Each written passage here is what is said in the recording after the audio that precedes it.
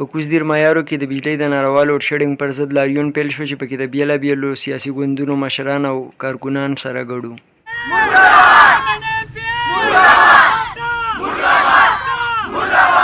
لاریون کوونکو د سړک په منځ کې ټیرونو ته اور واچوه او غوښتنه یې کوله چې په دې ګرمۍ کې نور د بجلۍ لوډ شیډینګ برداشت کولو ته تیار نه دي. د دې نه موږ روډ نه غوښتلې، هسپتال هم ته نه غوښتلې، بجلۍ هم ته غوښتلې، واقع نشي کولای. په دغه لاریون کې د وابړه پر ضد نارو وهلو سره سره د ایم پی ای، ایم ان ای او موجوده حکومت پر ضد هم نارې ووهل شوې.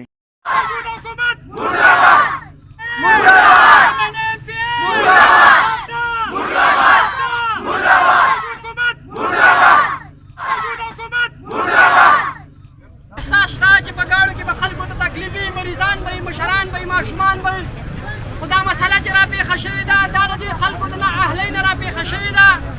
موږ دلته یو درد راوړی دی، یو فکر هم راوړی دی، خپله یوه التجا پېښ کوو. د لاریون کوونکو وینا ده چې نه غواړي څوک په زحمت کړي، خو باید د دغه ظلم څخه زر تر زره وژغورل شي. جانثار اخونخېل، یون ټي وي، کوزدیر.